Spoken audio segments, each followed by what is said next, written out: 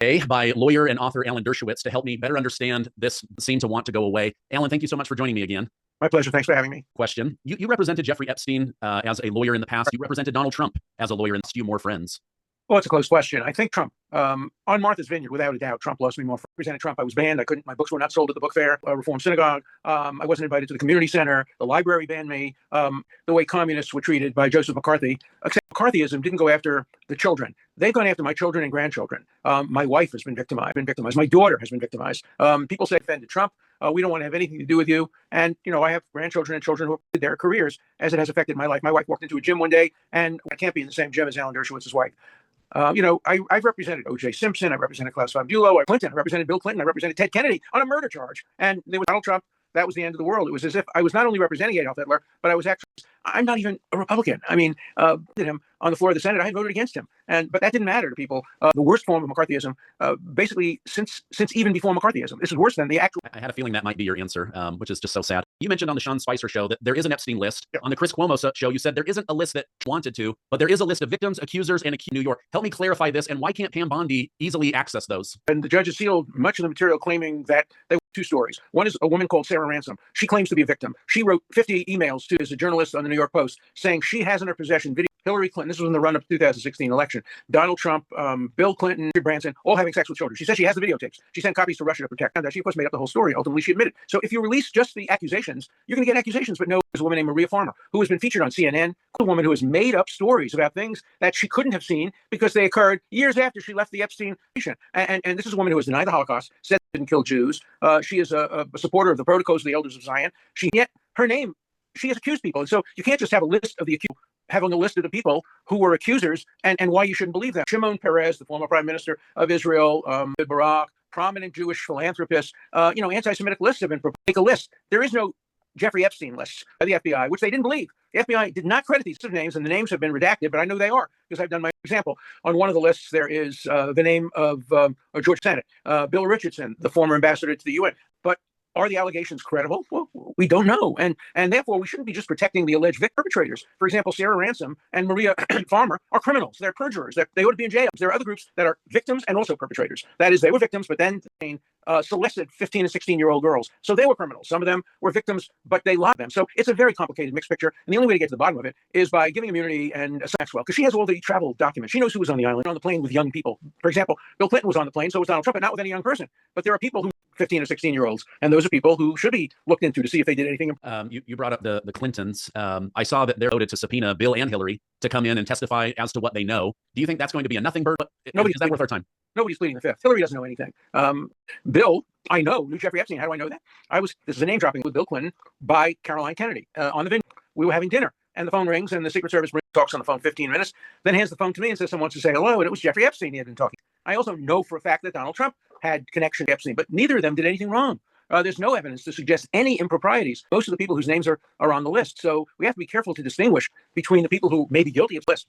Okay, so for example, let's say a Venn diagram. You've got Jeffrey Epstein in a circle and Donald Trump. He must be a criminal. And they do that to any name that comes up, including your worlds come together, social circles, elite parties, whatever. It doesn't mean that anybody was a part of meetings or opportunities with these young people. No, of course. No, I'm lucky because the woman who falsely accused me committed suicide, that she may have confused me with somebody else, and this woman admitted she made everything up.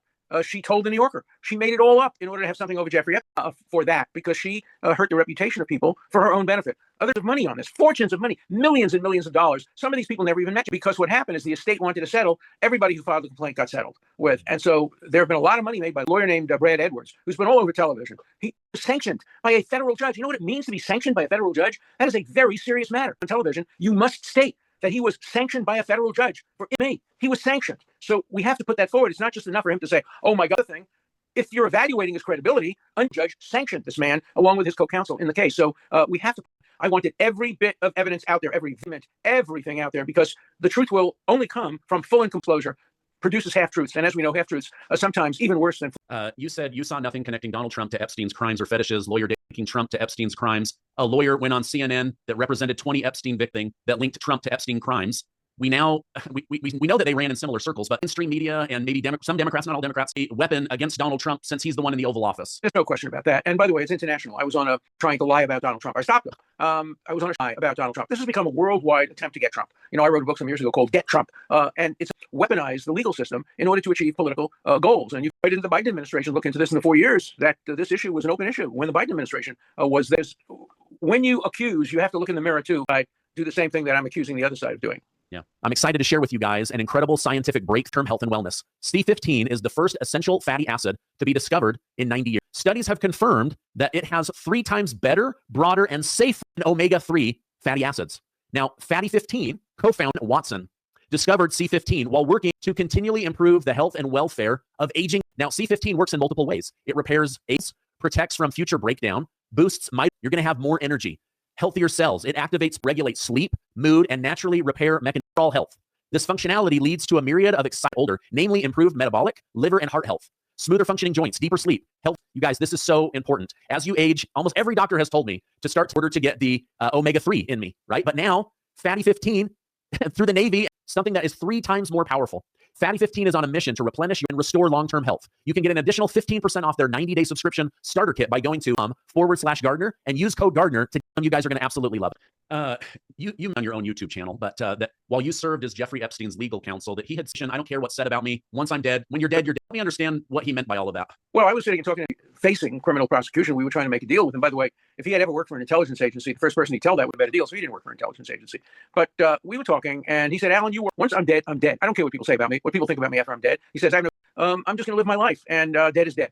It was shocking to me to hear him say that, but that's what he said. Imagine if nobody cares about their legacy, their reputation, any kind with a supreme being like God or something like that. Believe me, Jeffrey Epstein didn't believe in God. So, but wouldn't that lend to somebody's willingness to take advantage of children? I mean, he obviously just cared about. Yeah, no, I think he did. By the way, he was not a pedophile. Pedophile is defined as somebody who has sex with people. Term for people who have sex with slightly older adolescents. The evidence suggests that Epstein enjoyed sexual 17-year-olds, maybe 18-year-olds. By the way, the evidence that I've seen, and Ghislaine Maxwell will know this, did not enjoy touching and masturbation and that kind of thing.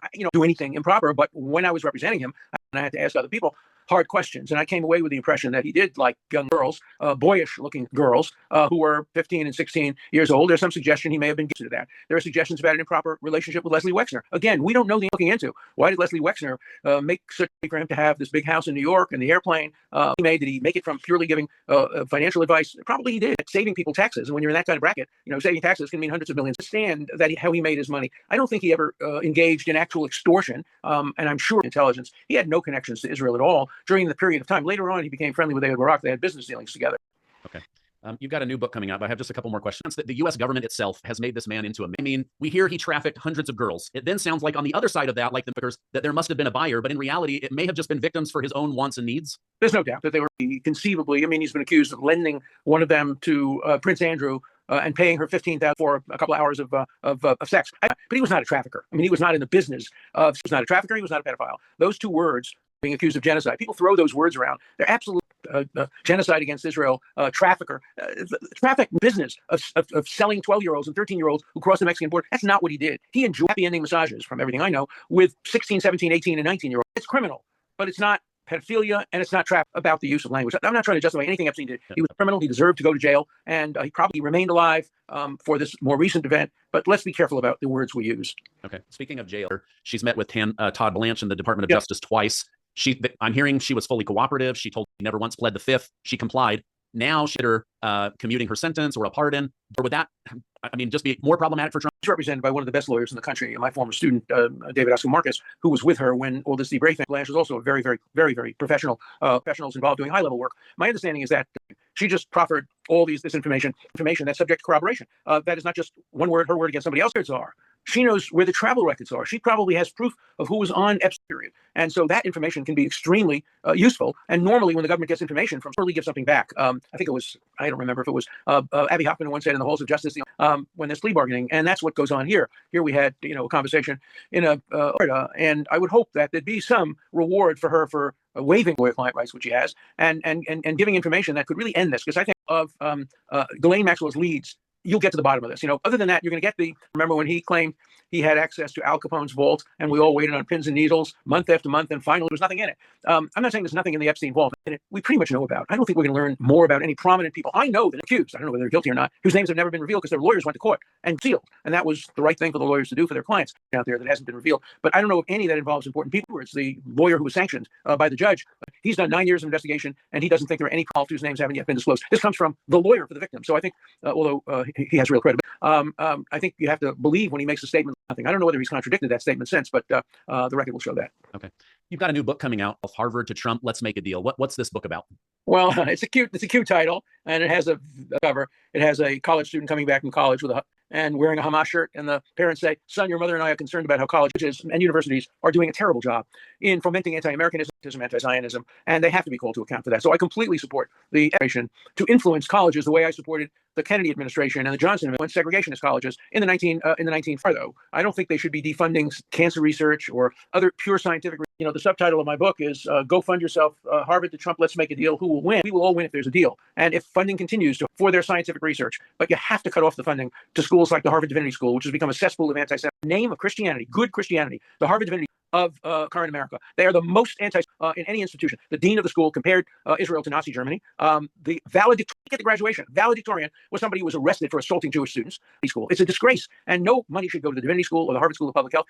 They teach it. They are part of it. They're not the solution. They're the problem. So I hope they'll do account the bad schools. The Harvard Business School is fine, good, not perfect. They recently gave a scholarship to one of the Jewish students, but it's better than others, and it varies department to department. The science is superb, and it shouldn't be cut back. Targeted cutting of funding and targeted defunding general. They've painted with too broad a brush. So it seems to come in with a bat and end with a scalpel. So I hope we'll get that deal and things can keep moving forward. Alan, I'm going to put your X and also your new book so that people can check it out. I know you've got more books in you. You've got a goal, I'm going to put those direct links down below. What is your exact YouTube channel? Is it just your name? Just my name, and you can get it on a podcast every Monday, Tuesday, and Wednesday at 5:30. Trump, I talk a lot about the Middle East. I talk a lot about Epstein, and I give a legal perspective, a constitutional perspective, and sometimes a personal perspective. Below. Thank you so much. I hope you have a great rest of your day. Hey, you had great questions. I really enjoyed the interview. Thank you so much.